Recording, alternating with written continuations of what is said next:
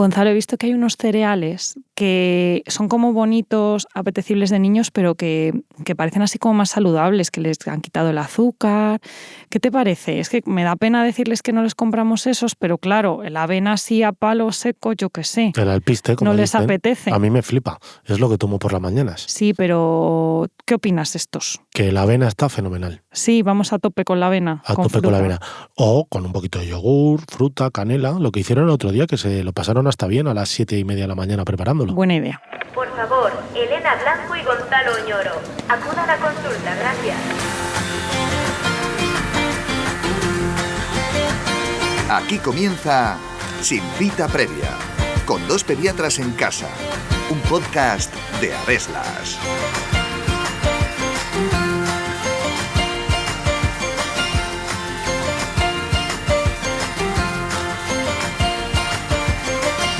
Los ganglios son estructuras del sistema inmunológico en donde podemos encontrar linfocitos, las células que nos ayudan a combatir infecciones y otras enfermedades. Durante la infancia es normal que los niños presenten ganglios palpables en diferentes localizaciones, aunque a muchos padres les preocupa que pueda ser debido a enfermedades graves. Pero, ¿cómo son los ganglios normales que suele tener un niño? ¿Y en qué localización los solemos encontrar? ¿Es necesario hacer algún tipo de prueba cuando vemos un ganglio? ¿Y qué relación pueden tener con enfermedades como el cáncer? Está a punto de comenzar un nuevo episodio de Sin Cita Previa en el que os contamos todo lo que tenéis que saber sobre los ganglios en la infancia. Así que coged los auriculares porque empezamos.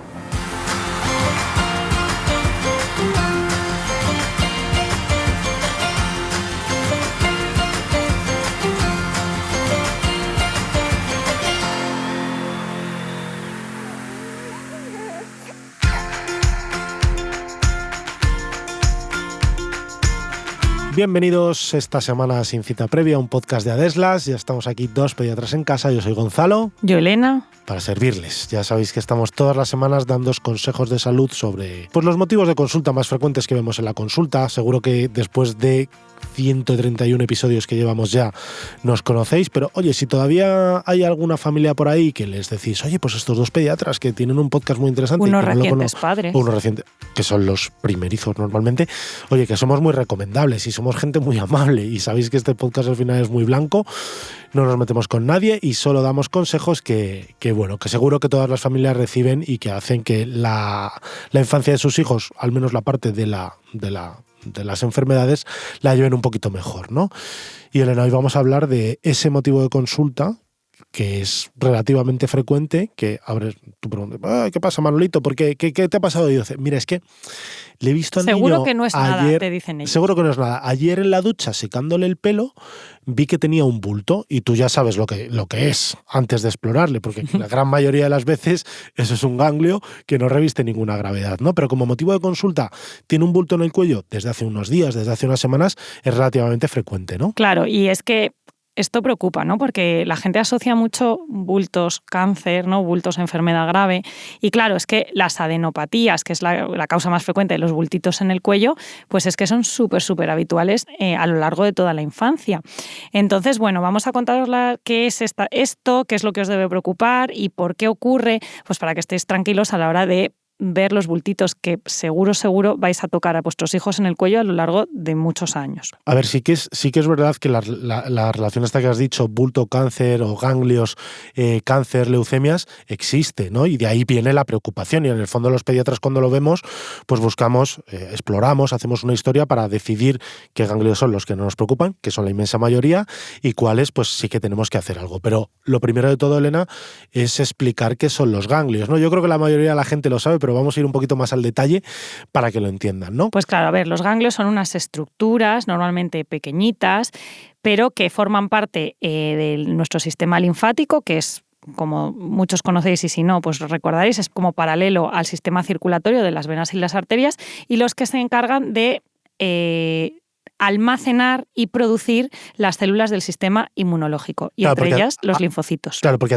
linfocitos, linfa, sistema linfático, ¿no? Tiene todo mucho sentido y al final Claro, esos son los ganglios, el sistema linfático, la parte de la estructura, pero lo que lo atraviesa es la linfa, ¿no? Lo que estábamos diciendo, que al final es lo que pone en contacto al cuerpo humano con las cosas del exterior, ¿no? Es como un filtro, al final, lo que sirve de filtro para decidir si eso que está pasando por la sangre o por la linfa es bueno o malo o tenemos que reaccionar contra ello. Claro, esto ya lo hemos dicho, todo el sistema inmunológico nos va a defender contra las cosas de fuera del cuerpo o que piensan que nos van a hacer daño. Por ejemplo, las inflamaciones, las infecciones. Y ahí es donde se acumulan pues estas células que nos van a defender. En los ganglios, dices, en los ¿no? ganglios.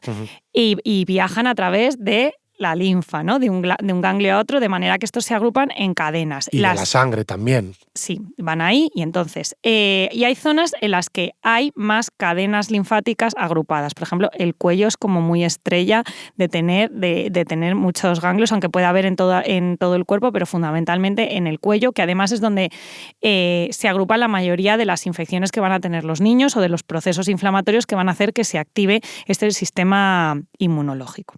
Sí, son como si al final los linfocitos son unas células que nos defienden de las agresiones externas, que en muchos casos van a ser infecciones, los ganglios al final son como los cuarteles generales, ¿no? De los linfocitos, es donde están muchas veces ubicados, esperando ahí si tienen que hacer algo. ¿Qué pasa? Que los cuarteles generales muchas veces pues están en reposo porque no están en periodo de guerra o porque no están activados por una visión, pero de repente, Elena, ahí nos avisan, bin, hay que ir a ese sitio porque hay que defendernos de microorganismos, pues esos ganglios se suelen poner grandes, ¿no? Que es lo que luego llamaremos adenopatías. O sea, un ganglio es lo que tenemos normalmente y adenopatía es cuando un ganglio crece más de lo normal. Pero es muy interesante esto que has dicho de que realmente están ubicados por todas las partes del cuerpo. Lo que pasa es que hay muchos que no los vamos a palpar. ¿Por qué? Porque están dentro de la tripa. Obviamente un ganglio dentro de la tripa no podemos ver el bulto, aunque sea un poquito más grande. En una ecografía a lo mejor sí que lo podríamos ver, ¿no? Que luego hablaremos un poquito de las adenitis mesentéricas, por ejemplo.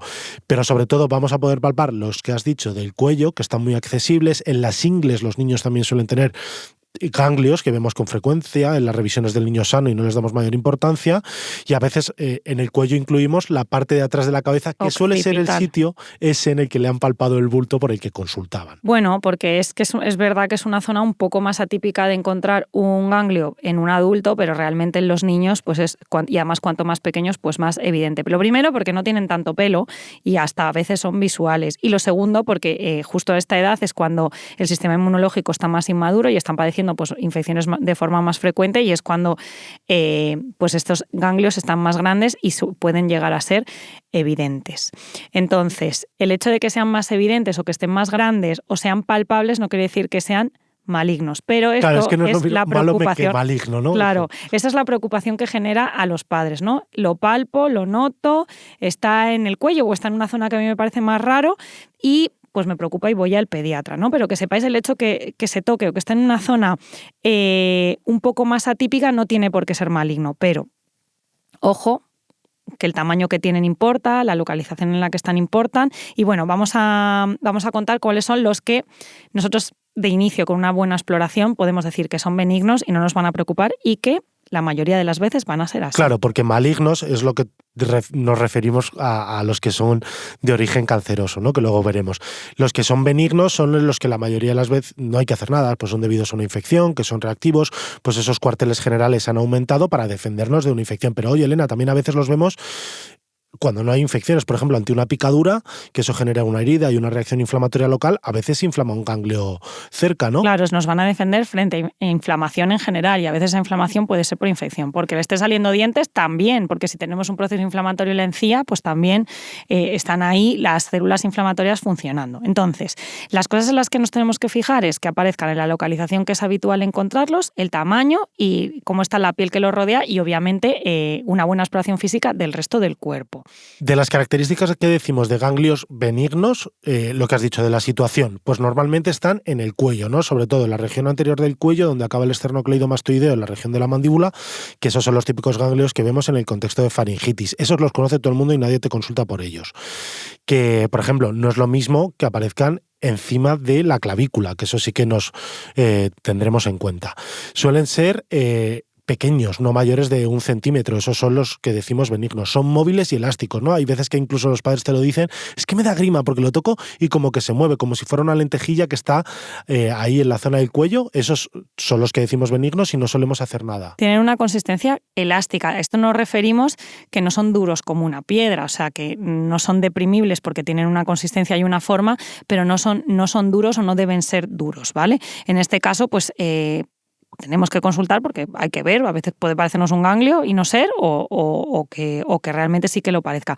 Y respecto al tamaño, pues en general no son más de 1 centímetro, pero es verdad que hasta 2 centímetros, y dependiendo un poco de la edad y la localización, pueden ser también ganglios benignos, inflamatorios y ya está. Y luego que no sean dolorosos ni que haya piel inflamada a su alrededor, ¿vale? O sea, no es lo mismo, pues lo que decíamos, la típica lentejilla que le habéis tocado ahí en la parte de atrás del cuello que se mueve y es elástica, que eso doliera y esté inflamado. Pues es que a lo mejor incluso los propios ganglios se pueden sobreinfectar. Y sobre todo, que no haya síntomas constitucionales asociados a la aparición de ganglios, pues decir, pérdida de peso, que el niño se encuentra mal, que está pálido, que fiebre está más cansado, prolongada, o fiebre intermitente que no sabes de dónde viene, y que duren más de 1 mes, ¿vale? Sí que es verdad que luego muchos ganglios que duran más de 1 mes no hay que hacer nada, pero si vemos alguna adenopatía que dura más de 1 mes, por lo menos hay que explorarle al niño para ver que todo está en orden.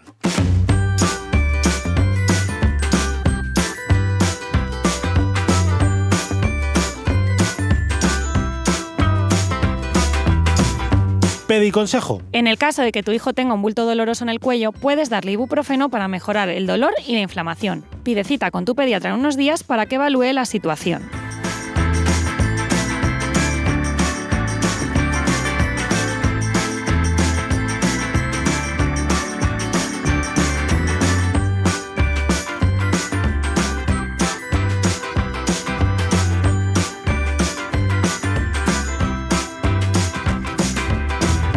Es que esto del pediconsejo pues realmente es importante, porque oye, uno no tiene por qué saber cómo son, pero si nos preocupa, pues siempre está bien consultar, porque no tardamos nada los pediatras en ver eso y tocarlo. Y es verdad que aunque las adenopatías a lo largo de toda la infancia son muy frecuentes, sí que hay algunas enfermedades en las que son como muy típicas tener adenopatías más grandes y varias. Y esto es lo que ahora os vamos a contar. Sí, la mayoría de estas enfermedades que dices son las que llamamos reactivas, es decir, los ganglios se han puesto más grandes para dar respuesta a suele ser una infección que hay cerca de ese ganglio, ¿no? No te aparece un ganglio en el pie porque tengas una infección en la oreja, eso hay que tenerlo claro. O sea, quiero decir, si viene un niño porque le han notado un bulto en el cuello, lo que exploras es, lo exploras entero, pero sobre todo explorar lo que hay alrededor, ¿no? Puedes explorar, pues el típico de a lo mejor de atrás de la cabeza que decíamos, que no haya una herida en cuero cabelludo, por ejemplo, una costra que no se esté viendo por el pelo, o que tenga una infección en la oreja, ¿no? Ese tipo de cosas. Sí, los pendientes, ¿no? En las niñas normalmente, pues a veces, claro, eso va a producir un proceso inflamatorio y a veces pues estos se pueden infectar. Bueno, eso que nos acordemos de mirarlo. Y luego hay enfermedades, infecciones sistémicas que clásicamente cursan con inflamación reactiva de todos los ganglios en general. Entonces aparecen como muchos ganglios a la vez en la zona del cuello, ¿no? Que incluso podemos verlo así como un poco ensanchado y a veces está tan inflamado que puede producir incluso edema en los párpados. Pero esto es muy típico de la mononucleosis, pero obviamente eso no va solo, iría con fiebre, dolor de garganta, a veces también se inflama un poquito el hígado y el bazo y somos capaces de explorarlo, o sea que bueno, es importante todo esto verlo. Y hay ocasiones en las que se inflaman todos o a veces solo se inflama uno y que puede ser grande, incluso doloroso a la palpación. Y esto es como muy típico en las infecciones de garganta que ocurren en la mononucleosis, pero también, por ejemplo, en una faringoamigdalitis estreptocócica, también, es que me duele aquí. Bueno, pues esos son los ganglios. Los ganglios reactivos. Y las batallitas y todos ahí nuestras células inflamatorias defendiéndonos.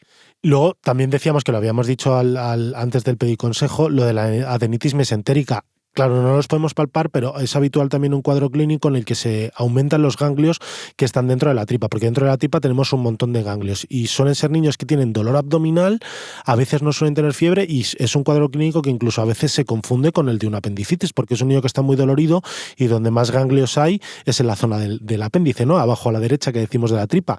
Y a ese niño cuando le haces una ecografía, en vez de ver el apéndice aumentado, lo que ves son muchos ganglios. Y además es una cosa bastante molesta, que están varios días muy fastidiosos, incluso alguno ingresa simplemente para analgesia intravenosa. Pues ahí también una enfermedad por ganglios reactivos. Lo que es raro es que suele ser por cáncer. O sea, la mayoría de las veces que vemos ganglios en la consulta suelen ser por estas enfermedades que hemos dicho, o enfermedades banales o enfermedades con nombre propio. Sí que es verdad que los linfomas y las leucemias pueden dar lugar a que el primer síntoma sea la aparición de ganglios. Pero no suele ser el único. No suele ser el único, y sobre todo que tanto las leucemias como los linfomas, obviamente son enfermedades que pueden ser muy graves, pero son muy poco frecuentes. Al final en España se diagnostican en torno a unos 900 casos de leucemias o linfomas a lo largo del año. Eso es muy poco comparado con la cantidad de niños que vemos en la consulta con niños con ganglios. Pero sí que es verdad lo que dices, Elena, que suelen tener otros signos, ¿no? Como que están decaídos, tienen mala coloración de piel. Efectivamente. Otro tipo de cosas luego, que nos dan pistas. Y luego estas adenopatías pues son un poco distintas a las que llamamos adenopatías reactivas o a las linfadenopatías, y son algunas que tienen algunos datos de alarma que nosotros siempre, pues, cuando exploramos una adenopatía, pues lo intentamos buscar. El hecho de que sean grandes, más de 2 centímetros, pues bueno, merece la pena que le prestemos un poco más de atención. Ya hemos dicho que a veces algunas más grandes no son nada, pero si tenemos varios grandes, pues hay que prestarle atención. Que estén en localizaciones atípicas. Ya hemos dicho que es muy típico toda la región anterior del cuello, lateral, en los niños más pequeños en la zona occipital, zona como de la nuca. Pero, por ejemplo, que aparezcan por encima de las clavículas, que ya lo he dicho antes Gonzalo, que aparezcan en las axilas, tampoco es muy habitual, o en otras localizaciones. Y luego que cuando los toquemos sean duros y no los movamos tan fáciles como las lentejitas estas pequeñas que tocamos. Sí, al final cuando vemos un ganglio no solo nos limitamos a explorar el ganglio, sino que, y además esto yo sí que lo reflejo en la historia clínica cuando lo veo, me vienen por un bultito en el cuello y yo pongo, y no tiene ganglios en la axila, y no tiene ganglios en la ingle, y no tiene ganglios en la región poplitea, que no tiene ganglios supraclaviculares, para dejar claro que ese niño no tiene, porque claro, no es lo mismo, a lo mejor el padre solo le tocó un ganglio ahí en la región occipital y tú luego cuando lo exploras en la consulta tienes muchos ganglios. Ese ya también te va a llamar un poco la atención, ¿no? Y lo que decíamos antes con lo de las leucemias, pues que tengan síntomas constitucionales o que duren un poquito más de lo normal. Y luego yo también quería que no hemos hablado de ellos, pero a veces vemos un cuadro clínico que se llama adenitis cervical, que suelen ser conglomerados adenopáticos, es decir, varios ganglios juntos que sí que están aumentados de tamaño y ahí sí que suelen ser muy dolorosos y la piel está roja, pero nos llevamos que incluso parecen casi paperas de un solo lado, ¿no? Que es como una zona que está muy aumentada. Ahí lo que suele ocurrir es que hay una infección por una bacteria que está infectando el propio ganglio y es así que solemos cubrirlos con antibiótico, pero cumplen todas las características de los ganglios que tenemos que ver los pediatras, ¿no? Pues que sean grandes, dolorosos, sí, que a veces van con fiebre. Y con la piel roja por encima, y hay veces que ceden bien con los antibióticos habituales y hay veces que no, y habría que incluso biopsiarlos o abrirlos porque hacen absceso y son tratamientos antibióticos más prolongados, como en el caso de las micobacterias atípicas. Todo esto poco frecuente, pero bueno, es una cosa que no es desdeñable y que son que en cualquier caso serían ganglios atípicos, ¿vale? Eso es. Y con esos ganglios atípicos, al final lo que hacemos los pediatras, ya sean esos grandes que hemos dicho o cualquier otro que nos sugiera malignidad, lo que hacemos es intentar, sobre todo, filiar o sobre todo descartar aquellos que en una exploración nos parece que sí que pueden o no tener pues, cáncer, que al final es lo que buscamos lo más grave, que un niño tenga ganglios por una faringitis, pues se va a acabar curando solo y no le damos mucha importancia, pero sí que queremos descartar los otros, ¿no? Entonces ahí en algunos casos, si no nos termina de convencer o está durando un poco más de lo normal, pues a veces sí que pedimos una analítica, ¿no? Para ver, ecografía. O una ecografía. Claro, bueno, todo eso un poco orientado. Por eso siempre que un ganglio persista un poquito más allá de tiempo, aunque nos parezca que sea pequeñito y que esté en una localización normal, pues merece la pena que lo vea el pediatra. Ojo, que algunos luego tardan meses. No, años. Los tenemos siempre, pero bueno, si están ahí siempre, sano, efectivamente, pues eso el pediatra que lo conozca, pues que lo explore, que lo vea en las diferentes sucesivas visitas y si considera pedir alguna prueba complementaria, bien. Pero muchas veces persisten a lo largo de toda la infancia en la misma localización, a veces un poco más grandes o a veces más pequeños. Y luego, ya por último, decir que hay otros bultos en el cuello que no son ganglios, pero que también son típicos del cuello. Por ejemplo, los quistes branquiales, que son, bueno, los... Branquiales, pero tenemos branquias. Bueno, tenemos en nuestro periodo embrionario de formación, tenemos las líneas como de formación de los órganos, pues tienen una dirección concreta y se forman a través de varios arcos branquiales, que está el primero, segundo, tercero, hasta el 4. Sí, ¿no? la parte de la cara y el sí, cuello, que es en la por lo que zona se forma. como de Son como repliegues. eso de la oreja, como del cuello. Bueno, pues esos a veces en este periodo de migración de la parte anterior hacia posterior, pues pueden dejar un conducto permeable, pues que a veces eso puede dar un quiste, se puede inflamar, infectar y dar un bultito de una localización típica. Pues esto se diagnostica con una ecografía, con la exploración física y muchas veces requieren quitarlos de forma quirúrgica. Pero suelen ser, aunque sea un bulto, que no es una adenopatía, sí que son bultos que tienen características raras, ¿no? Pues que es lo que tú dices, como se infectan, rojos, sí. Pues eso solemos diagnosticarlos. Agujeritos en son la piel. unilaterales. Entonces esos obviamente están desde el nacimiento, pero a lo mejor no han dado la cara hasta que se han infectado con 2, 3, 4, 5 años de vida. Pero suelen ser bastante característicos, ¿no? Por debajo de la parte de la oreja hacia el cuello, como alguna zona ahí que se infecta y que no termina de cuadrar, ¿no? Otros típicos también por algo parecido son los quistes tiroglosos, que esto es por el proceso de formación de la lengua y la laringe, pues a veces un conducto que es el conducto tirogloso, ¿no? Que va de la gloso, la lengua, al tiroides, hay un conducto, pues a veces ahí hay un quiste que se infecta. Y estos sí que son súper típicos porque... Justo es en el centro del cuello. ¿Y qué pasa cuando tragas? Que eleva. Que se mueve. Porque está como unido, ¿vale?, a los músculos de la lengua. Claro. A mí me ha pasado alguna vez de que... ¿Qué le pasa al niño? No, pues que tiene un bulto en el cuello y tú ya estás pensando, ¡buah! Otra adenopatía de estas normales. Y de repente le vas a explorar y dices, justo en el centro del cuello, un poquito rojo, y le dices, a ver, traga, y la bolita hace sube y baja, ¿no? Como decía Emilio Aragón, yo tengo una bolita que me sube y que me baja. Pues eso es un quiste tirogloso que también requiere una intervención quirúrgica. Y bueno, y las adenopatías que se pueden infectar, los conglomerados o estas que cursan, ya lo hemos dicho antes, un poquito de forma más prolongada, que a veces necesitan tratamientos antibióticos o incluso cirugía o ver qué tipo de adenopatía es haciendo una punción para mirarlo por el microscopio. Pues lo vamos a dejar aquí, Elena, que creo que hemos sintetizado en un episodio todo lo importante de los bultos y ganglios que los padres deben saber. Pues venga, acabamos con el resumen del episodio de hoy. Los ganglios son estructuras del sistema linfático y forman parte del sistema inmunológico. En la mayoría de los casos en los que a un niño le palpamos un bulto en el cuello es debido a un ganglio reactivo, a lo que también llamamos adenopatía. Los ganglios buenos suelen ser pequeños, no dolorosos y móviles, a diferencia de los malos, cuya ubicación no suele ser la habitual y son grandes y duros. Normalmente no se necesitan pruebas complementarias cuando nos consulta un niño con ganglios, las cuales solicitamos en caso de sospecha de malignidad. En el caso de las adenopatías sin signos de malignidad, pueden tardar varios meses en desaparecer.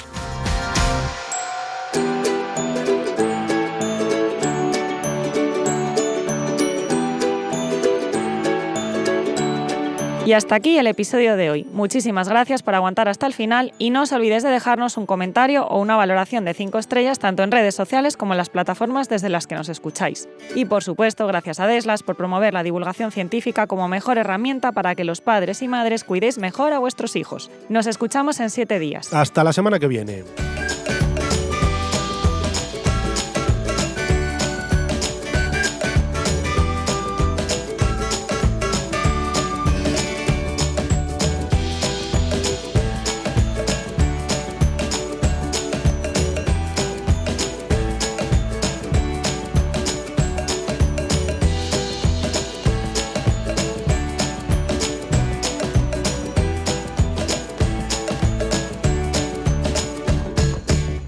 La música puede dar nombre a lo innombrable y comunicar lo desconocido. Leonard Bernstein, Dixit.